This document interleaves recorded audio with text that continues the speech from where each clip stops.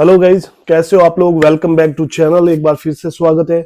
आज बहुत ही important news देने वाला हूँ आपको। पूरा वीडियो देखिएगा। देखिए, ये ना तो वैकेंसी के बारे में है ना बात, पर ये मोस्ट इंपॉर्टेंट चीज है। आपको क्रोएशिया अगर आना है तो ये देखना चाहिए कि क्या रूल्स में चेंजेस हुए हैं। अभी रूल्स में चेंजेस हो गए मान लीजिए, बस इम्प्लीमेंटेशन में जो टाइम लगेगा वो लगेगा। तो क्या चेंजेस इन्होंने किए हैं या करना चाह रहे हैं जिनको इम्प्लीमेंट अब करेंगे, ठीक है। उसके बारे में ऑथेंटिकेट न्यूज है एकदम। ऐसा नहीं है कि मैंने सुना और बोल दिया, नहीं नहीं, बकायदा यहाँ के जो एक रिलायबल सोर्सेज है जहां से अपन न्यूज कलेक्ट कर सकते हैं, उनमें से एक से लिए। और कहाँ से लिए वो भी मैं कम्युनिटी पोस्ट पे डालूंगा, आप जाके देख सकते हैं। ओके, तो अपन शुरू करते हैं। कुछ पॉइंट्स है जो मैंने लिख रखे हैं, मैं आपको बोल के समझाऊंगा। मे बी क्या कई बार भूल जाते हैं अपन। सबसे पहली चीज की चेंजेस हुए हैं क्रोएशिया के लिए स्पेशली, वो लागू कब होंगे? 3 से 4 महीने में। ओके, सबसे पहला मैं ये बताना चाह रहा हूँ कि इन्होंने अब बहुत ज्यादा स्ट्रिक्टनेस कर दी है। तो आप ये मान के चलिए कि रिफ्यूजल्स ज्यादा होंगे। क्यों होंगे ज्यादा, उसके बारे में बताऊंगा। वर्क परमिट का क्या होगा वो भी बताऊंगा। सब कुछ है इसमें, ठीक है। आपके लिए क्या फायदा हुआ है, क्या खुशखबरी है, क्या बुरी चीज हो गई है, जैसे जो भी लॉस क्या है, प्रॉफिट क्या है, सब बता रहा हूँ। सबसे पहली चीज है कि कंपनियों को ये लोग बहुत ही ज्यादा स्ट्रिक्टली चेक करने वाले हैं। अगर कोई कंपनी वर्क परमिट के लिए जा रही है कि मुझे वर्क परमिट चाहिए, कंपनी वर्क परमिट के लिए अप्लाई कर रही है, ये बहुत ही ज्यादा स्ट्रिक्टली उसको चेक करेंगे कि कंपनी की जो रेवेन्यू है वो उस लायक है कि वो बंदों को बुलाए। क्या कंपनी के पास काम है, कंपनी के पास कोई प्रोजेक्ट है, वाकई में कंपनी को उतने बंदों की नीड है या नहीं है, जहां से अप्लाई किया है वहां पे कंपनी उन बंदों को ले सकती है या नहीं ले सकती है, सब कुछ चेक होगा। तो कोई भी किसी भी बंदे के आस पास अप्लाई करें। इसके अलावा बहुत सी चीजें, बट ये बता रहा हूँ कि कहीं भी आप अप्लाई करें तो सिर्फ किसी के कहने से 500 यूरो देके मत बैठिए, और परमिट नहीं आए तो उससे पैसे वापस लीजिए। ऐसा नहीं है कि अप्लाई कर दिया और अब कुछ नहीं है, ठीक है। देखिए, वर्क परमिट दे रहा है, देन आफ्टर सबमिशन कर रहा है, उसके बाद रिफ्यूजल आ रहा है, चलिए वो अलग चीज है। बट मोस्टली मैं ये ब्रीफ दे दूं कि सिर्फ अप्लाई कुछ नहीं होता है, नहीं आएगा तो आप क्या करोगे। इसलिए ये लोग बहुत स्ट्रिक्टली चेक कर रहे हैं। और मान लीजिए यहाँ उन्होंने मैनिपुलेट किया और परमिट निकलवा भी लिया, एम्बेसी भी बहुत स्ट्रिक्टली चेक कर रही है वीजा देने से पहले अब, मोस्टली कंपनीज को। दूसरी चीज, जो पहले यहाँ पे कंपनीज को इजीली परमिट दे रहे थे, अब इन्होंने एक रूल कर दिया है कि कंपनी का जो रेवेन्यू है, जैसे मान लीजिए कि अगर बिजनेस एक एंटिटी है, मतलब कंपनी है जो गवर्नमेंट से जुड़ी हुई है मान लीजिए, तो 10,000 यूरो का मंथली रेवेन्यू होना चाहिए। अगर पर्सनल है कंपनी, अगर जैसे अपने यहाँ पे होता है सहकारी वगैरह जुड़ी हुई, वो नहीं है, पर्सनल कंपनी है, तो 15,000 यूरो का रेवेन्यू होना चाहिए, तब आप परमिट अप्लाई कर सकते हो और मिलेंगे। ये इनका प्रपोजल है, बस इसके बारे में अभी तक ये सोच रहे हैं कि इसको ये लोग लाएंगे, मतलब कि अप्लाई करेंगे नहीं करेंगे, वो उस पर बात अभी हो रही है। उसके बाद इन्होंने एक और चीज की, पहले ये था क्रोएशिया में एक रूल था कि कोई भी कंपनी है उसको अगर फॉरेन वर्कर हायर करने हैं तो वो कंपनी कम से कम 6 महीने पुरानी होनी चाहिए। कि मान लीजिए मैं आज कंपनी रजिस्टर्ड करता हूं, तो आज से 6 महीने बाद में मैं किसी भी फॉरेन थर्ड कंट्री से कहीं से भी बंदा ला सकता हूं काम करने के लिए मेरी कंपनी में। तो ये रूल था, प्लस एक बंदा 6 महीने तक मेरे पास काम कर रहा है क्रोएशियन, ये रूल था। अब इन्होंने चेंज करके उस 6 महीने को 1 साल कर दिया है कि 1 साल पुरानी कंपनी है तब वो हायर कर सकती है, ठीक है। इसके अलावा नेक्स्ट पे चलते हैं। पहले क्या था कि यहाँ पे जो अपना जो कॉन्ट्रैक्ट मैक्सिमम 1 साल का ये लोग देते थे और 1 साल की टीआरसी बनती थी। आपके लिए खुशखबरी है कि अब 3 साल की टीआरसी भी बनेगी आपकी। 3 साल का कॉन्ट्रैक्ट मिलेगा, 3 साल की टीआरसी बनेगी। अच्छा, ये क्यों किया है इन्होंने? इसके पीछे रीजन ये है, पिछली साल क्रोएशिया में 1,72,000 और कुछ है, 1,72,000 and more work permit issue है। उनमें से ऑलमोस्ट 50 to 60,000 आंकड़ा जो इन्होंने बता रखा है इस न्यूज में, आप पढ़ लेना कि मोर देन 50,000 परमिट तो क्रोएशिया में ही जो लोग ऑलरेडी आ गए उन्होंने ही चेंज करवाए कि मेरे को जॉब चेंज करनी है, मैं परमिट चेंज करवाने के लिए गया, बस वो जुड़ते जा रहे हैं नंबर।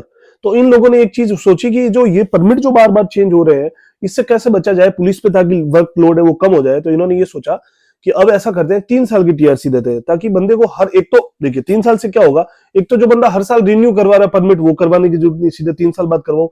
और बंदे को जॉब चेंज भी करनी है तो भी इन्होंने एक अच्छा रूल कर दिया है, या इंप्लीमेंट अभी नहीं किया है बट 100% इंप्लीमेंटेशन होगा, ऐसा लिखा हुआ आया है। क्या रूल होगा? मान लीजिए आप एक कंपनी में आए एज ए कुक, अब उस कंपनी से आपको मतलब दूसरी कंपनी में जाना है, ठीक है।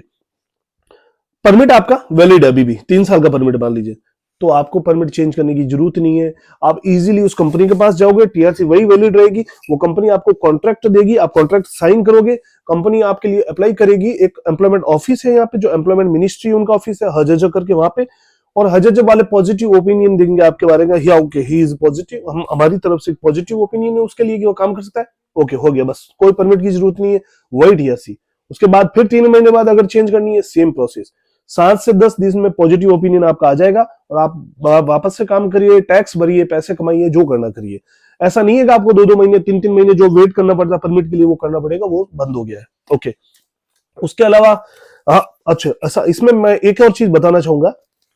इसमें क्या होगा कि आप मान लीजिए अगर डिलीवरी पे आए यहाँ या कुक में आए, अच्छा आप कुक में आ गए, यहाँ पे 6 महीने काम किया, 5 महीने किया, 3 महीने किया और आप सोचो मैं ड्राइवर बन जाऊं, टैक्सी ड्राइवर, फिर आपको परमिट चाहिए, आपको वर्क परमिट अप्लाई करना पड़ेगा, आपको नया वर्क परमिट लेना पड़ेगा। उसके लिए कोई भी आपको उसमें वो रियायत नहीं मिलेगी कि आप पॉजिटिव करके नहीं, जॉब चेंज कर रहे हो, जॉब चेंज अलग चीज है, आपका जो डिजिग्नेशन है जॉब में वो चेंज कर रहे हो तो फिर वर्क परमिट लेना पड़ेगा। ठीक है, ये चीज थी। अच्छा, वर्क परमिट चेंज की जरूरत नहीं, अगर सेम डिजिग्नेशन है तो अगर डिजिग्नेशन चेंज कर रहे हो तो फिर आपको नया परमिट लेना पड़ेगा। उसके बाद में कि कई लोग ये देखते हैं कि यहाँ पे आने के बाद में क्या होता है कि जॉब नहीं मिल रही है, कंपनी सैलरी नहीं दे रही है, तो अब आपको टेंशन लेने की जरूरत नहीं होगी। क्योंकि क्या होगा कि आपको मान लो कंपनी सैलरी नहीं दे रही, आप सोचोगे नया परमिट कहां लगाऊं, ये आप वैलिड हो, नो प्रॉब्लम, आप जस्ट दूसरी कंपनी के पास गए और बोला मुझे आपके साथ काम करना है, कंपनी आपको इजीली ले लेगी। क्योंकि कंपनी को पता है ना तो इसके लिए परमिट इशू करवाना है, ना कोई टेंशन, परमिट ऑलरेडी इसके पास है, जो उसके पास पहले इसको मिला हुआ 3 साल का, वो फटाक से आपको लेगी, पॉजिटिव ओपिनियन करवाएगी and you are okay, you can work for him. अच्छा, कई छोटी कंपनीज है वो शायद अब एजेंसीज के थ्रू काम करेगी और ये सब ठीक है, आपको जानने की जरूरत नहीं है। आप सोचोगे 10,000 नहीं होगा तो कैसे लेगी कंपनी वो, ये सब आपके लिए नहीं है, ये सब यहाँ जो बैठे हैं जो ऑलरेडी लाएंगे, जो ये काम कर रहे हैं यहाँ पे जो एजेंसीज है वो करेंगे। अच्छा, इसके अलावा एक और चीज मैं आपसे कहना चाह रहा था, इन सब बातों के साथ में कि मैं देखिए थोड़ी वीडियोस कम बनाता हूँ, मैं प्रॉपर्ली रिक्रूटमेंट ही नहीं, मैं सिर्फ आपके इंफॉर्मेशन के लिए वीडियोस बनाता हूँ, तो प्लीज ये अब जो पार्ट है ये भी देखिए। कि मैं ये कहना चाह रहा हूँ कि देखिए मैं महीने भर में 1.5 महीने में बनाता हूँ, क्या मैं हर वीक बनाऊं कुछ आपके लिए, आपको वो अच्छा लगे तो मुझे एक सजेशन दीजिए। और मैं चाहता हूँ मेरे इस चैनल को मैं एज अ व्लॉगिंग चैनल मैं कन्वर्ट कर दूं और मेरे डेली लाइफ को दिखाते रहूं, कुछ इंफॉर्मेशन हो तब पर्टिकुलर उसके लिए भी बनाऊं। आप मुझे एक सजेशन दीजिए आपकी तरफ से कि कौन सा अच्छा रहेगा। मैंने एक व्लॉगिंग चैनल भी बनाया, एक वीडियो ऐसे ही, मेरे को ब्लॉगिंग हित आती भी नहीं है पर डाला है, सिद्धार्थ इन यूरोप करके, तो आप प्लीज, मैंने कम्युनिटी में भी डाला था पर इतने व्यूज नहीं है, तो जाके एक बार देखिएगा। या इसी चैनल पे ब्लॉगिंग करूं, आप लोग मुझे सजेशन दीजिएगा कि कौन सा बेटर रहेगा। और ये जो जानकारी थी मैंने आपको बता दी है, ब्रीफ आइडिया देना चाहूंगा कि ये आप वर्कर्स के लिए अच्छा हुआ है, एम्प्लॉयर्स जो कंपनीज के लिए थोड़ी स्ट्रिक्टनेस बढ़ गई है, तो आपके लिए क्या होगा कि जो फालतू में बोगस लोग हैं जो सिर्फ यहाँ बुलाते थे और लोगों को जॉब नहीं देते थे, सैलरी टाइम पे नहीं देते थे, उनके लिए बहुत स्ट्रिक्टनेस बढ़ गई है, तो आपके लिए अच्छा है। और प्लीज चैनल को जितना हो सके आप प्यार दीजिएगा, अच्छी इंफॉर्मेशन दे रहा हूँ और मेरी कोशिश होती है कि कुछ भी नया आता है तो मैं वीडियो बनाता हूँ, ज्यादा वीडियो नहीं बना रहा हूँ, उस पर भी आप मुझे ओपिनियन दीजिए, आपकी राय दीजिए कि मैं वीडियो ज्यादा बनाऊं या जैसे मैं बना रहा हूं वैसे ही बनाऊं, और मेरे इस चैनल को व्लॉगिंग में कन्वर्ट कर दूं। क्या आप लोगों को ये अच्छा लगेगा मैं यहाँ की लाइफ दिखाऊं या के लोगों के इंटरव्यूज लूं। देखिए साथ में जो इंफॉर्मेशन या आपके लिए जो इंपॉर्टेंट चीज आएगी, यहाँ के रूल्स रेगुलेशन यूरोप से रिलेटेड कहीं के भी, या आपको कोई बहुत से लोग बोलेंगे कि भाई इस देश के बारे में क्या रूल्स रेगुलेशन से रिलेटेड हमको कुछ क्वेरीज है, तो मैं उनके लिए भी वीडियो बनाऊंगा। तो प्लीज थोड़ा सपोर्ट करिएगा। आई थिंक किसी भी यूट्यूबर ने अभी तक ये जो चेंजेस आए नहीं बताया, मैं बता रहा हूँ। फर्स्टली कल मॉर्निंग में आप वीडियो देखेंगे, ये 23 को, मैं 22 को बना रहा हूँ, एंड ये कहां से न्यूज लिए उसके लिए भी कम्युनिटी पोस्ट में मैं डालूंगा। एंड प्लीज शेयर सब्सक्राइब और लाइक कीजिएगा ज्यादा से ज्यादा प्लीज। और यही थी आज की जानकारी, तो प्लीज ऐसे ही प्यार बनाए रखिए। थैंक यू वेरी मच, मिलते हैं नेक्स्ट वीडियो में।